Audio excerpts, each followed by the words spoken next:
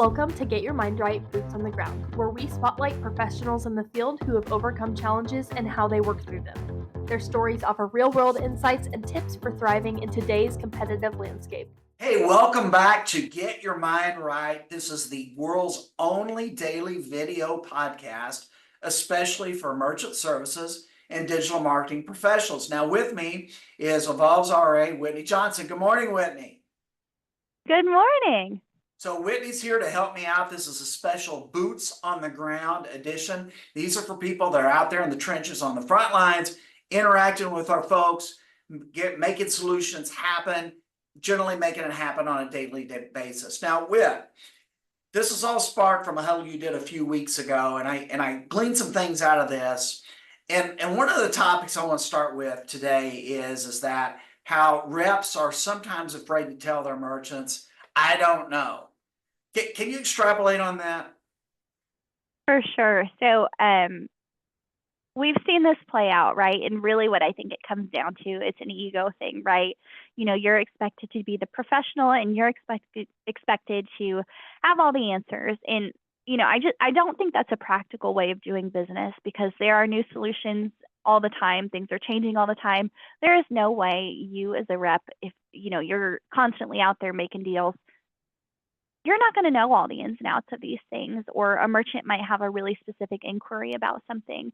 And really, it's okay to not know. You have a whole team behind you who does know these things, or even if they don't, they can get you an answer on something, right? So I think being faced with that situation and having the humility to say, hey, you know, I don't know this right now. Let me get with my team. I'll get back with you. That has suited me a lot better doing that than making up an answer on the spot, finding out I was wrong, finding out I didn't have my pricing right, and then upsetting the merchant and potentially losing the deal or ending up with an upset client. Yeah, I agree with that. Hey, Whit, another thing that I gleaned from your original huddle is you talked about this concept of making it easy on your merchants to say yes to you. Can you talk about that? For sure. So a lot of times, even with myself and other reps, we see that they're making it really hard for the merchant to say yes. So let's say you do present a really great solution, you're meeting all of the merchant's needs, right? But then you say, okay, let's go ahead and get you signed up. And then you make it really hard and say, hey, well, I need you to send me this and this and this and this. And then I need you to sign this. And then maybe we'll get through underwriting, maybe we won't, right? And to the merchant, it's more trouble than it's worth. So on that front, just making it really, really easy. Hey, this is a simple process. If you've got 3 minutes, I can go ahead and collect this information from you. You know, I'll submit it. I'll get an answer. I'm sure it'll be approved in a couple of days. We'll get your hardware shipped out. We'll connect you with my tech team, get you up and running. Super simple process, right? That is a lot easier to say yes to than telling the merchant you need this and this and this and that. And I think this also kind of goes back to our concept on the information dump truck, right? If you present 5 different solutions that all do these 5 different things, right, that's really overwhelming. And the merchant, frankly, doesn't have all the tools to make an informed decision on something like that. That is something that is hard to say yes to, right? They're not the expert. They don't know what's going to be best for their business. So creating a compelling offer. And this also kind of goes into the notion where I talked about creating a compelling pitch, right? We hear this all the time with buyer's choice or dual pricing. This really is one of the most positive things, in my opinion, that a business owner can do, right? It enables them to keep their pricing down for their customers across the board. You know, we know credit card processing can be expensive. So this is really only targeted to folks who choose to pay that way and get all those benefits that come along with paying with a card, right? You know, rewards points, flight miles, cash back, what have you. And a lot of times whenever we see reps crash and burn, it's because they present this really positive thing in a really negative way. So they say, hey, how do you feel about passing the fees to your customer? That's like the worst thing you can say, right? We call those poison phrases. We know that these business owners, they're dedicated, frankly, to providing a good customer experience, and presenting it like that is super, super negative. And we see folks do that all of the time, even industry veterans, and I cringe every single time. So for all the folks listening, what I want to challenge you to do is work on your pitch and make it a positive thing, right? And make it easy for the merchant to say yes. Hey, Mr. Merchant, this is the best way that we're going to keep your prices down. This is how we're going to keep you competitive. This is the most fair way to do things for your business.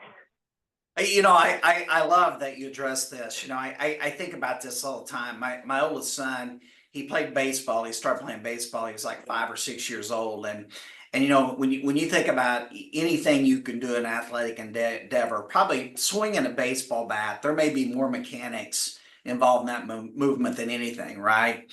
And this is when he first started playing, and he's up there, and his coach is saying, "Okay, now raise your right shoulder a little bit and left. Now your left elbow's a little bit higher. Now your chin down a little bit, and you need to shift your weight back on your hip."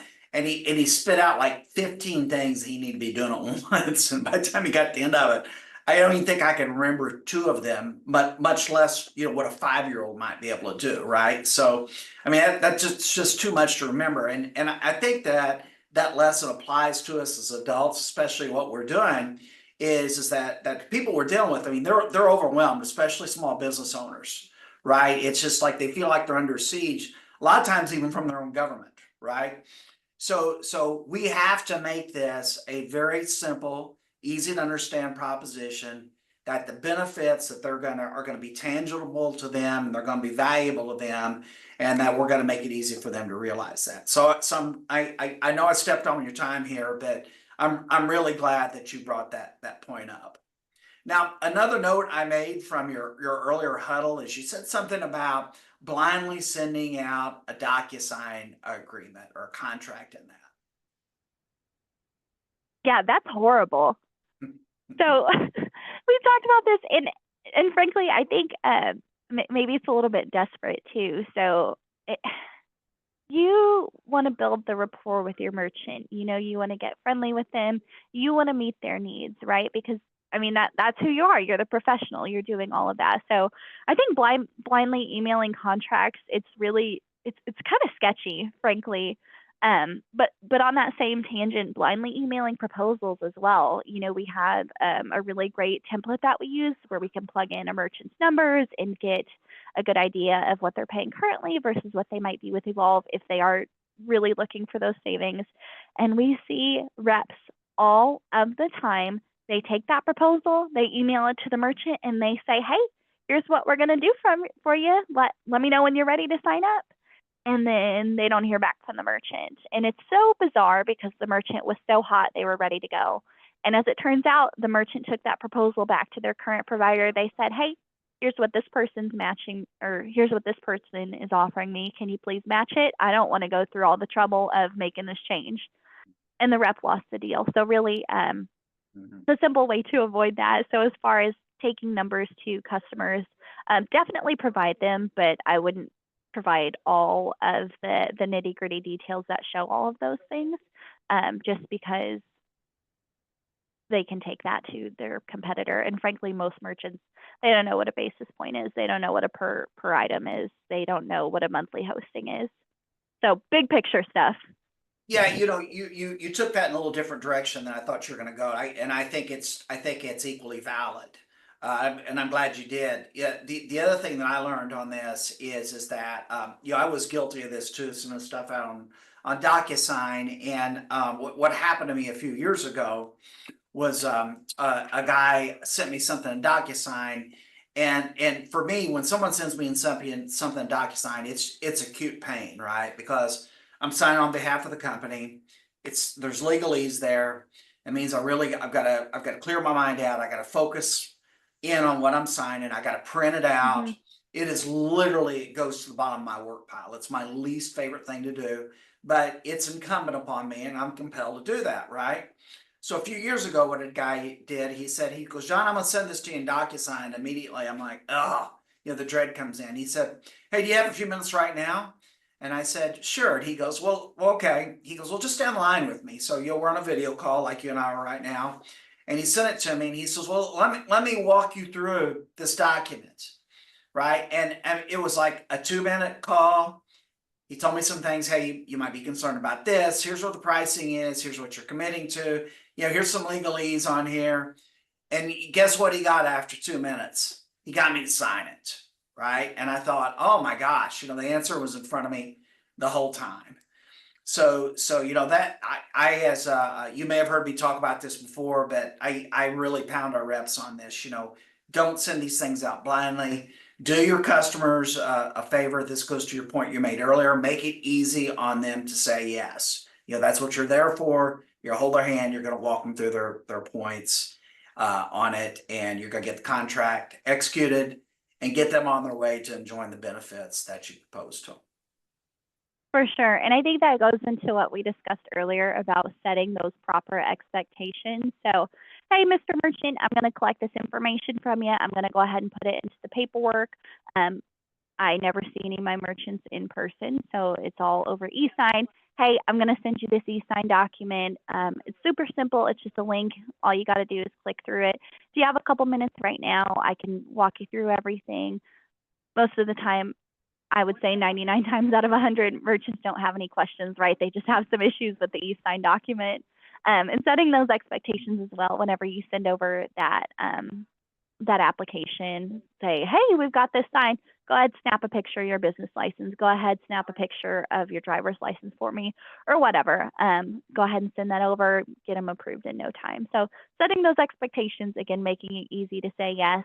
Hey, this is super simple. I just need these couple things. Once we have it, we'll be good to go. Well, very good. Well, Whit, I appreciate you very much. You are a part of the maiden series of Get Your Mind Right, Boots on the Ground. I know you do huddles every once in a while. I'd love to have you back. I'd love to be back. Well, so you folks that are tuned in, all of her contact information and social media contacts are in the description, and I'll see you tomorrow.